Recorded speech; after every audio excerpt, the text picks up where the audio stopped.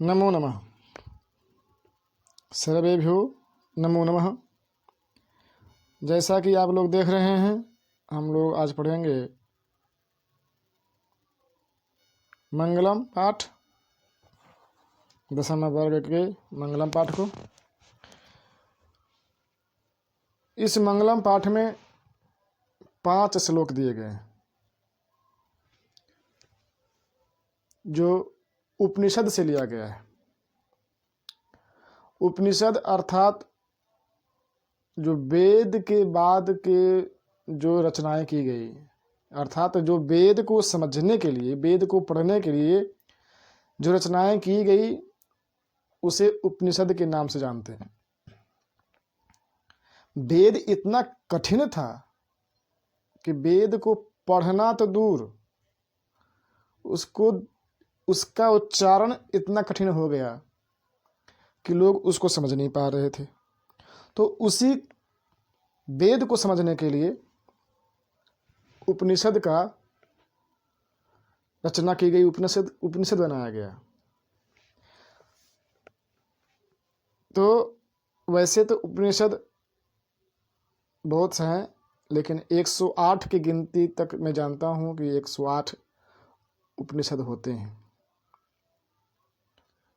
तो आइए देखिए, इसकी भूमिका में कह रहे हैं कि उपनिषदः वैदिक वाङ्मयस्य अन्तिमे भागे दर्शनशास्त्रस्य सिद्धान्तान् प्रकटयन्ति। अर्थात जो दर्शन शास्त्र है उसके सिद्धांतों को बखान करने के लिए ये उपनिषद नाम के ग्रंथ को लाया गया है, जिसमें सर्वत्र परम पुरुषस्य परमात्मनः महिमा प्रधानतया गीयते। देखिए, इस सनातन धर्म में परम पिता परमेश्वर की पूजा आराधना की जाती है और तेन परमात्मना जगत व्याप्तम अनुशास्तम चास्ति। और उसी परमात्मा के द्वारा, उसी परम पिता परमेश्वर के द्वारा ये पूरा संसार अनुशासित है, अर्थात उनके वश में है। भगवान के वश में ये पूरा संसार है और उन्हीं भगवान के द्वारा यह संसार चल रहा है। ऐसा हम लोग सनातन धर्म वाले मानते हैं। स एव सर्वेषां तपसां परमं लक्ष्यम। इसीलिए जितने भी ऋषि महात्मा तपस्या कर रहे हैं, जितने भी साधु संत तपस्या करते हैं, उनका एक ही परम लक्ष्य होता है भगवान को प्राप्ति करना। तो उसी सिद्धांत के अनुसार अस्मिन् पाठे परमात्मपरा उपनिषदां पद्यात्मकाः पंचमंत्राः संकलिताः अस्ति। उसी परंपरा को ध्यान में रखते हुए, उस परम पिता परमेश्वर को याद करने के लिए इस मंगलम पाठ में 5 श्लोक दिया गया है, जो कि विभिन्न उपनिषदों से लिया गया है। इसमें कि देखिए, ये पहला जो उपनिषद है ये ईशावास्योपनिषद है। तो ईशावास्योपनिषद से जो आपके मंगलम पाठ है उसका पहला श्लोक है कि हिरण्यमयेन पात्रेण सत्यस्यापि हितं मुखं तत्त्वं पूषन्नपावृणु सत्यधर्माय दृष्टये। हिरण्यमयेन पात्रेण, पहले इसका शब्दार्थ समझ लीजिए कि हिरण्यमय पात्रेण मतलब हिरण्यमय होता है स्वर्णमय। हिरण्य मतलब सोना, तो स्वर्णमयी पात्रेण अर्थात पात्र, ऐसा पात्र जो सोने का बना हुआ हो। तो उस सोने के पात्र से अपहितम मुखम, अपहितम मतलब ढका हुआ, मुखम मतलब मुख, सोने के पात्र से मुख ढका हुआ है। किसका मुख ढका हुआ है? तो सत्यस्य, अर्थात सोने के पात्र से सत्य का मुख ढका हुआ है। तो रहने दीजिए ढका हुआ, क्या करना है? बोले नहीं, तत्त्वम, इसमें दो शब्द हैं, तत् और त्वम। तो तत्त्वम इसलिए, तत् मतलब इसलिए, त्वम मतलब तुम। पूषण, हे पूषण, अपावृणु, अपावृणु अर्थात हटाओ। पूषण मतलब पुरुष, मानव, जिसमें आत्मा वास करता हो, उसे पूषण कहते हैं। तो हे पूषण, हे आत्माधारी पुरुष, अपावृणु हटा दो।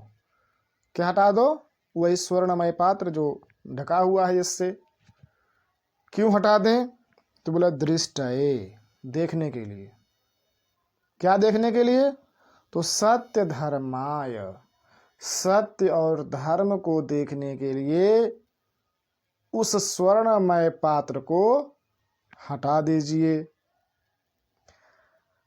देखिए, ये तो सीधा सीधा इसका शब्दार्थ हुआ। अब इसका मतलब समझिए, इसका कहने का क्या तात्पर्य है? कहने का तात्पर्य ये है कि ये जो दुनिया है, ये है स्वर्णमय पात्र।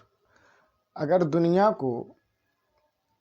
दुनिया में बहुत सारे मोह, ममता, आसक्ति, ये सब चीज़ें जो हैं, उसे मानते हैं हिरणमय पात्र, अर्थात हिरणमय पात्र और ये मोह, ममता, दुनिया।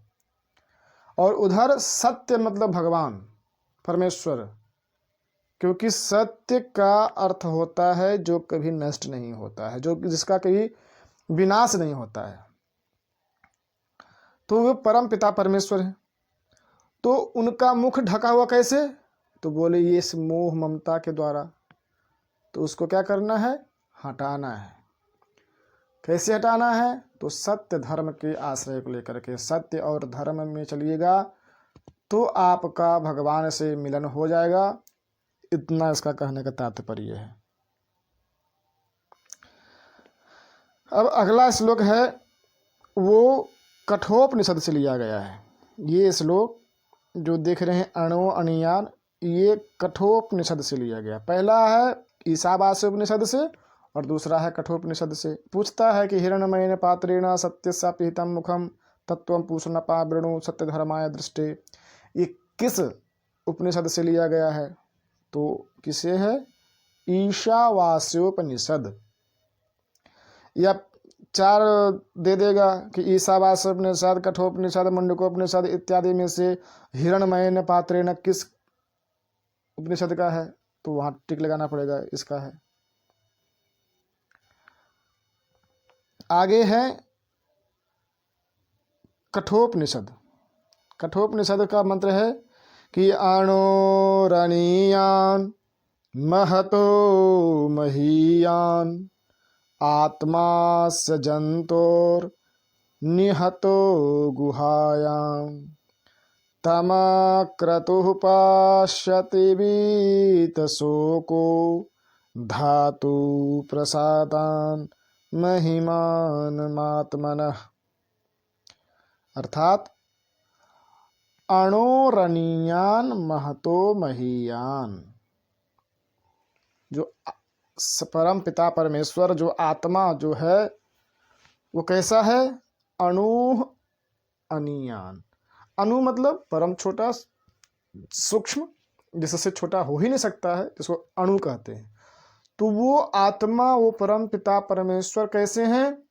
तो अणु अनियान, छोटा सा भी छोटा, सूक्ष्म से भी सूक्ष्म, अर्थात उसके बाद अब छोटा नहीं बचता है, कुछ हो ही नहीं सकता है। और कैसा है? तो महतो महीयान, बड़ा से बड़ा भी है। तो बड़ा से बड़ा और छोटा से छोटा, सबसे छोटा, अणु से भी छोटा आत्मा, और बड़ा से भी बड़ा, सबसे बड़ा दुनिया में जितना भी चीज़ें बड़े हों उससे भी बड़ा कुछ है तो वो है आत्मा। तो रहता कहाँ है आत्मा? आत्मा अस्य जंतोर निहतो गुहायाम। यहाँ गुहायाम मतलब होता है गुफा। तो प्राणियों के हृदय रूपी गुफा में ये आत्मा रहता है। तमक क्रतुः पश्यति वीत शोको। कौन देख सकता है इसको? जो वीत रहित है, शोक रहित है, जिसका राग द्वेष इत्यादि शोक इत्यादि चला गया है, केवल उसको ही नजर आता है ये। तो क्या सब देख सकता है? बोले नहीं। धातु प्रसादान महिमानमात्मनः। धातु अर्थात ब्रह्मा। तो उस आत्मा को देखने के लिए, उस परमपिता परमेश्वर को देखने के लिए किसकी कृपा चाहिए? तो धातु अर्थात ब्रह्मा की कृपा चाहिए, परमेश्वर की कृपा चाहिए। तब जा करके उस आत्मा का दर्शन करते हैं, और आत्मा का दर्शन करते ही वीत शोक अर्थात शोक इत्यादि से रहित हो जाता है, शोक का नष्ट हो जाता है, दुख का नष्ट हो जाता है। ये था कठोपनिषद की बात। पूछता है कि कठोपनिषद से कौन सा मंत्र लिया गया है? तो अणुरनीयान। पूछेगा कि आत्मा कैसा है? तो अणु अनीयान अर्थात सूक्ष्म से सूक्ष्म है। महतो महीयान किसे कहा गया है? तो आत्मा को कहा गया है। रहता कहाँ है? तो जंतोः गुफायाम अर्थात प्राणी के हृदय में रहता है आत्मा। इसको कौन देख सकता है? तो जो धातु अर्थात जिस पे ब्रह्मा की कृपा हो, जिस पे भगवान की कृपा हो, उसको ही दे सकता है। तो इस प्रकार से आपका ये कठोपनिषद से लिया हुआ मंगलम पाठ का ये दूसरा मंत्र था। अगला तीसरा मंत्र जो है वो मुंडकोपनिषद से लिया गया है। ये तीसरा मंत्र है, बहुत अच्छा है, ये ध्येय वाक्य भी है। ये मुंडकोपनिषद से लिया गया है। सत्य ये आएगा, बिल्कुल आएगा, क्योंकि ये जो सत्यमेव जयते है, ये न्यायालय का परम ध्येय वाक्य है। पूछता है कि सत्यमेव जयते कहाँ का वाक्य है? तो मुंडकोपनिषद से लिया गया हुआ है।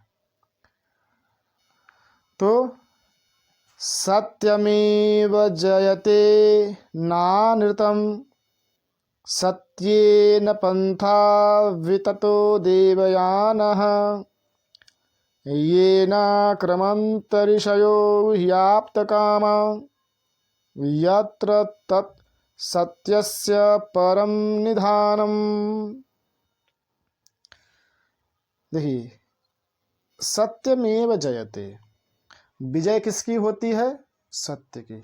सुनते आते हैं हम लोग कि सत्य की विजय होती है, सत्य ही जीतता है और झूठ हारता है। सत्य की विजय होती है और झूठ हार जाता है। वही कह रहे हैं कि सत्यमेव जयते, सत्य ही जीतता है, नानृतम, झूठ नहीं, झूठ नहीं जीतता है, सत्य ही जीतता है, अर्थात सत्य की ही विजय होती है। और सत्येन पंथा विततो देवयानः। अगर आपको भगवान के पास जाना है, भगवान का दर्शन करना है, भगवान के नगर जाना है, तो उसके लिए आपको सत्य का मार्ग अपनाना पड़ेगा।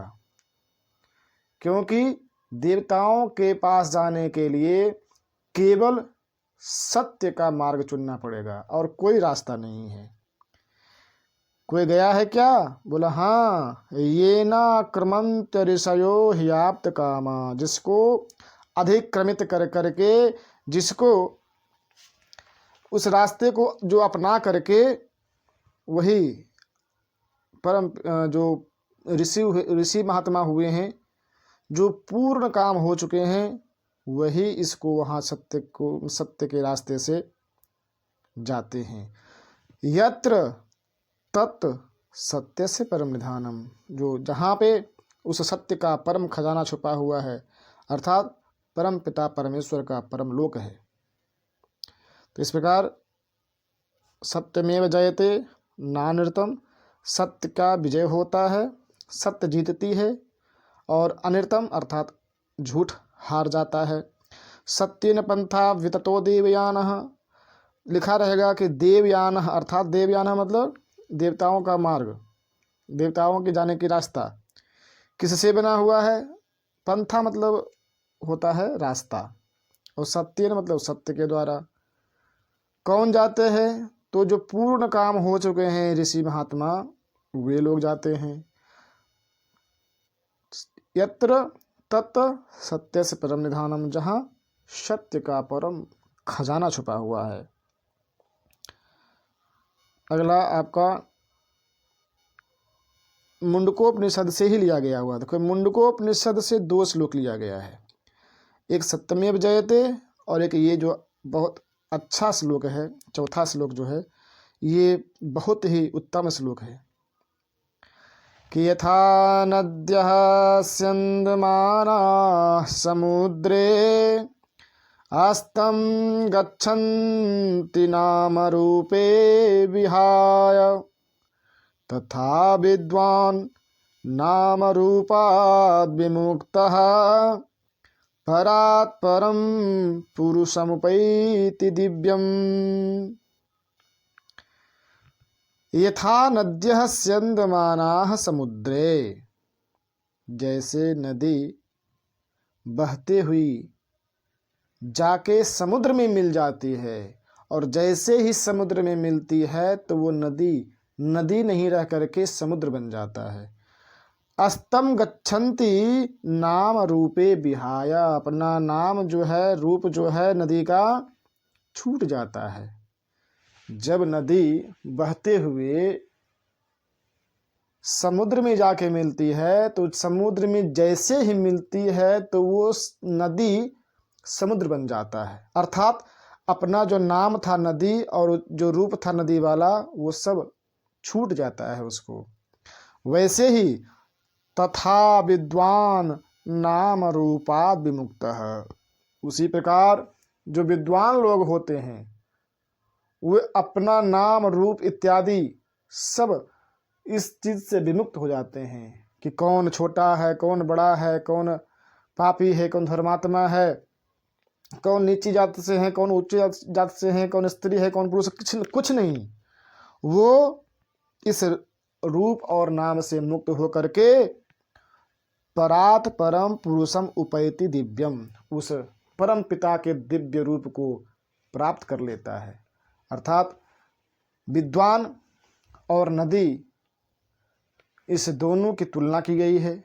नदी जैसे समुद्र में मिलता है वैसे ही विद्वान जाकर के उस परम पिता परमेश्वर से मिल लेता है।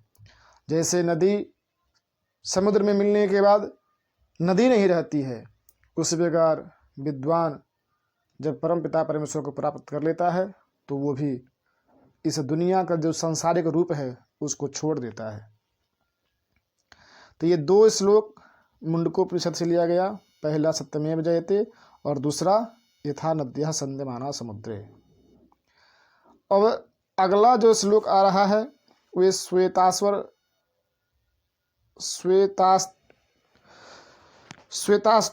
उपनिषद से लिया गया है। ये जो 5वां श्लोक है, लास्ट श्लोक जो है आपका, ये श्लोक श्वेतास्वर उपनिषद का वाक्य है कि वेदाहमेतं पुरुषं महान्तं आदित्यवर्णं तमसः परस्तात् तमेव विदित्वाति मृत्युमेति नान्यः पंथा विद्यते यनाय। ये वेद मंत्र का भी श्लोक है और ये श्वेतास्वर उपनिषद का भी श्लोक है। वेदाहमेतं पुरुषं महान्तं, अर्थात आदित्य वर्णम तमसः परस्तात्, अर्थात विद्वान लोग कहते हैं कि मैं तमोगुण से रहित सूर्य वर्ण के रूप में इस परम पुरुष को जानता हूँ, अर्थात सत्य के रूप में उस परम पुरुष को जानता हूँ, अर्थात मानता हूँ। ऐसा व्यक्ति जो परम पिता परमेश्वर को तमोगुण से रहित मानता है, इस तरह से उन्हें जान लेता है, वो मृत्यु को पार कर लेता है और मृत्यु से पार लगने के लिए कोई दूसरा रास्ता नहीं है। अर्थात अगर मृत्यु को जीतना है तो वेदा हमेतम पुरुषम महांतम आदित्य वर्णम तमसः परस्तात्, ऐसा कहना पड़ेगा। अर्थात उस परम पिता परमेश्वर को तमोगुण से रहित ऐसा समझना पड़ेगा। यदि आपने ऐसा जान लिया तो तमेव विदित्वा मृत्युमेति नान्यः पंथा विद्यते येनाय, तो उससे आप मृत्यु को जीत लेंगे और मृत्यु को जीतने का इससे अलग कोई दूसरा मार्ग नहीं है।